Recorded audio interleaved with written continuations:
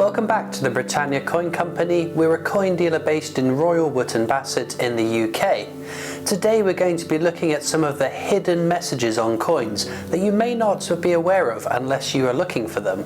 We're going to be looking at mint marks and privy marks. Now usually a mint mark denotes where the coin was struck, so it'll be a letter or a design. We don't see them much on modern UK coins because all our coins are made at the Royal Mint headquarters in Llantrisant in South Wales. Privy marks though are put onto coins to commemorate specific anniversaries or events, again can be letters or designs. So let's have a look at some mint marks and privy marks. We will start with this coin, a 2021 proof sovereign. If you haven't seen our recent video about fake sovereigns, then be sure to go and check that out. This coin was released in 2021 and features Benedetto Pestrucci's masterpiece of George slaying the dragon. The design was first used on the sovereign in 1817 and the design is still used on modern sovereigns, although some commemorative designs have been used for special years and anniversaries. What stands out on this coin though is just to the left of the year on the coin you can see a tiny little crown. The privy mark was used to celebrate the year of the Queen's 95th birthday. Interestingly as well, the reeded edge of this coin also signifies this event too, with 95 individual reeds surrounding the coin. This coin was released as part of a number of sets and also individually, with just over 9,500 of them made in total. In 2019, this 50p coin was released as part of a celebration of the 50th anniversary of the coin being used in our change. At a glance, it may just look like an ordinary 50p, but if we take a closer look, to the bottom right of the design, you can see an interesting pattern. This privy mark is an extension of the lines that form the shape of a 50p, which you can see at the centre of it. It's a spirograph design and looks really pretty. It's not just that though on this coin, as on each of the points, the corners of the coin, on the rim of it are the letters A through G, in recognition of the engineering process, another little message which you might not have spotted if you weren't looking for it. The lines coming out at the angles under each letter are the lines which when extended would form the spirograph privy mark we've just looked at. It's an interesting coin with the use of Christopher Ironside's Britannia, which was the first definitive design on the new 50p coin when it was issued. It remained on our coins until it was replaced in 2008, but made a return for this and a couple of other sets in 2019 to celebrate this milestone. Of this silver-proof version of the coin, there were 3,500 minted. Speaking of the new definitive 50p design, this was what replaced the Britannia in 2008. It is the work of Matthew Dent, who won an open competition with around 4,000 entries. His was picked as the best. It forms the larger royal arms with the other coin denominations excluding the £2 coin. It's been the definitive design on our coins ever since, and the then 26-year-old Matthew Dent also pocketed £35,000 as payment too. He has also gone on to design other coins himself, including the WWF 50p and the Charles Dickens £2 coin, to name but a few.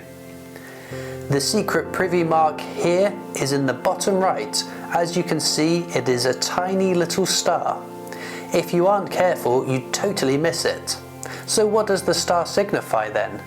Well, this 50p was released in 2022 in the My Lost Tooth celebration set, intended to be bought to put under the pillow of a child who has lost their tooth. The tooth fairy would then deliver one of these specially minted coins. They weren't intended to be released into circulation, but if in the hands of children, some might be spent on sweeties, so we could find a few if we look hard enough. For the last privy mark, we're going back to the sovereign. This sovereign is a strike on the day issue as well, and you can see it's got a fascinating matte finish. More recently, the Royal Mint has been releasing sovereigns which were minted on the day of a specific anniversary to set it apart from the other annual releases, adding some more variety to the completionist sovereign collector.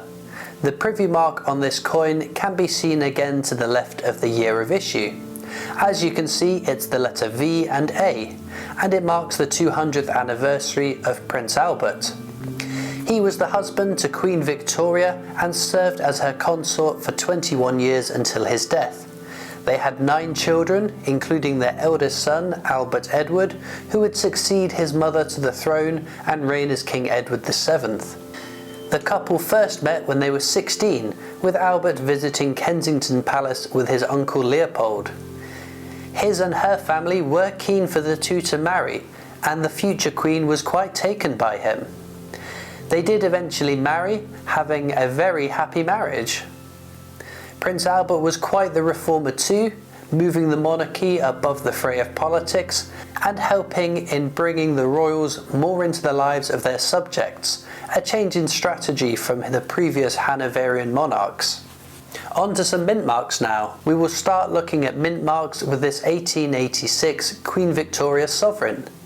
At the time there were branch mints, which were satellite operations of the UK's Royal Mint around the British Empire.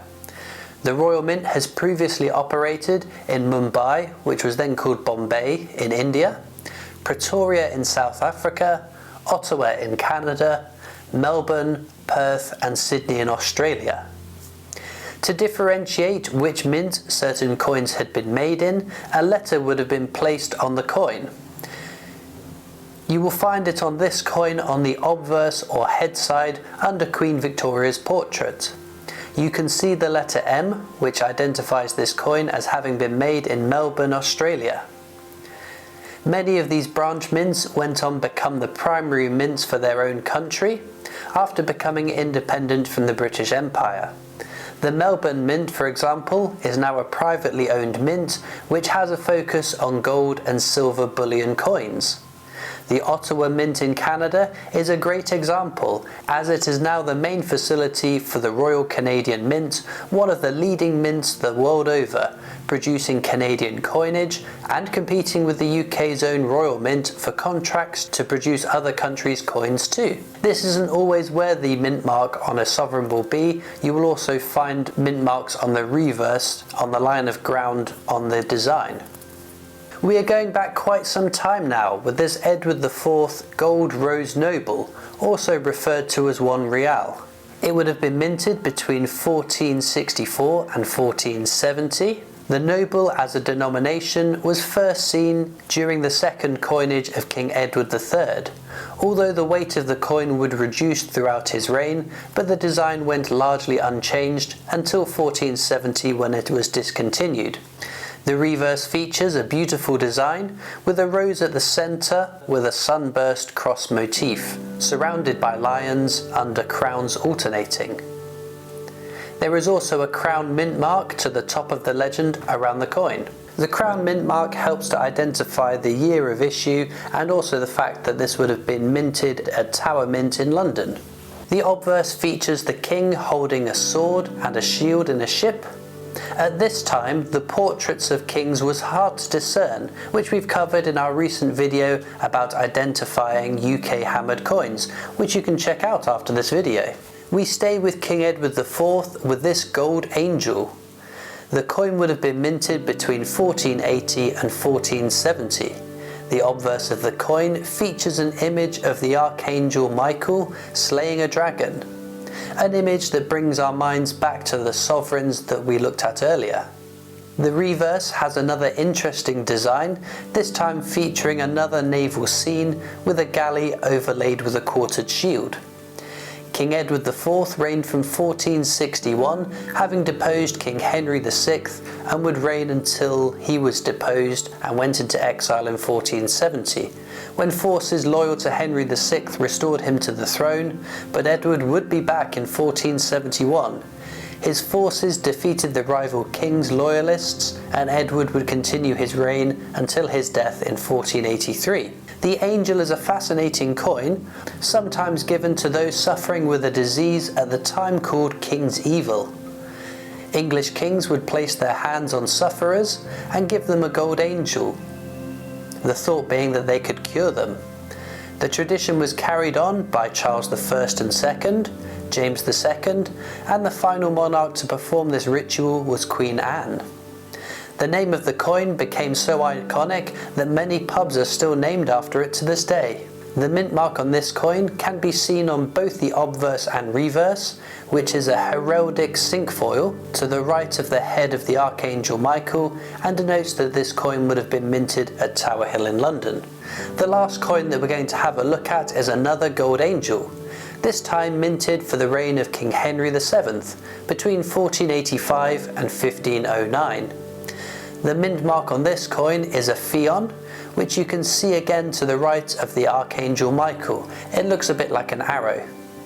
As you can see from this coin, the design was hardly changed from the previous angel we looked at. Henry VII was the first king to authorise the use of the sovereign as well, and he reigned as monarch from 1485 until 1509, having seized the crown from Richard III in the War of the Roses. Henry VII became the first Tudor monarch, a house which would rule until the death of his granddaughter, Queen Elizabeth I in 1603. The culmination of the War of the Roses happened at the Battle of Bosworth Field, where Richard III was killed and defeated. King Henry VII was the last king of England to win the throne on the battlefield, and Richard III the last king to die on the battlefield. There we go, just a few examples of the hidden messages contained within mint marks and privy marks. We've barely scratched the surface and there are plenty more that we could look at, so potentially we'll return to this in the future. Be sure as well to subscribe to our YouTube channel. It means you won't miss any of our future uploads, and it's free to do. There are links in the description as well to our product offering, so if you've liked one of these coins in the video, you can go and check it out for yourself. Do let me know as well, what's your favourite coin from today's video? I quite like the angels, it's a fascinating design. You can also follow us on Facebook and Instagram, where you'll see us post lots of images of our coins. We're also on Twitter and TikTok. We've got our shop and online store, but I'll see you next time for more amazing coins from the Britannia Coin Company.